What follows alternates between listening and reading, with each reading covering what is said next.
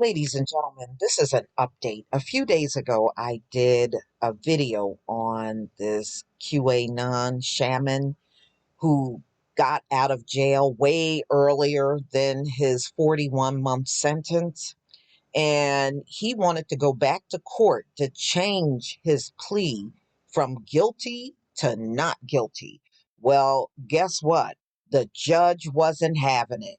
So a federal judge on Thursday denied a bid from Jacob Chansley to withdraw his guilty plea to obstructing Congress on January 6th and rebuked the so-called QAnon shaman for going on Tucker Carlson's program that gave a distorted view of the riot.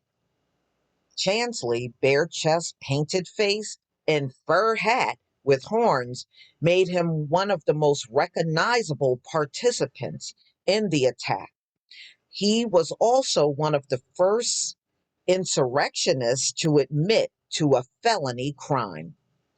Judge Joyce C. Lamberth sentenced him in November of 2021 to 41 months in prison, the low end of federal sentencing guidelines after Chansley said he was truly repentant and called his behavior indefensible. But now he's ready to take it all back. And see, this right here proves he didn't deserve to get out earlier. He didn't even deserve it, but it was given to him.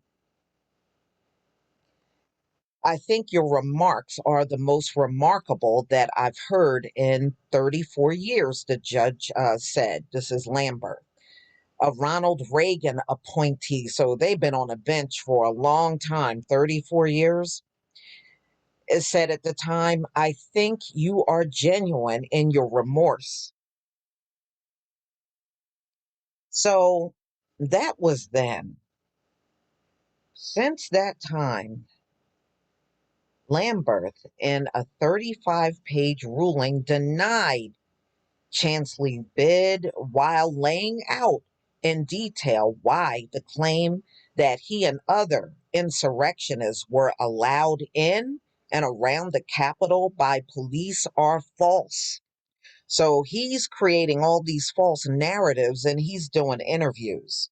And the judge was made fully aware of him going on Tucker Carlson and did a video, and they essentially said he lied all on that interview with Tucker Carlson about what occurred.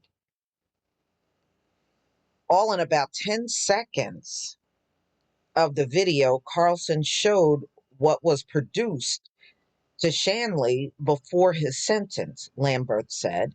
And the surveillance video Chansley now claims undermined his conviction is so he is he's saying one thing, y'all, and something totally different is on the body cam footage of him in the Capitol.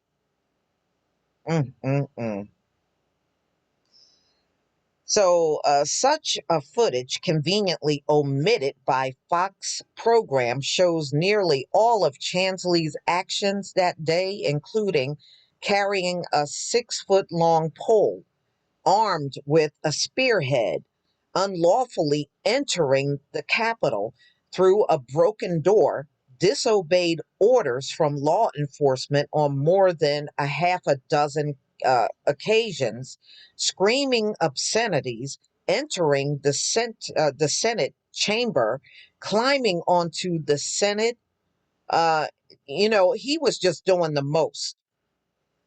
So he climbed up in the Senate to the vice president's chair, leaving a threatening message for the vice president.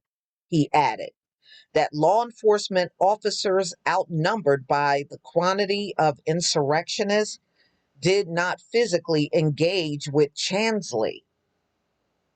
Mm-mm-mm. So the fact that he wrote a threatening letter to the vice president and left it at their seat at the Senate, they thought it was a good idea to let this dude out of prison early. It just goes to show you, y'all, look at the major double standards. You got black men, and yes, I'm going to keep bringing it up, spending decades behind bars for a crime that never happened. Crime don't exist, and they had to stay in there for decades. This guy really did it, and he got an early release. He only had to do 41 months.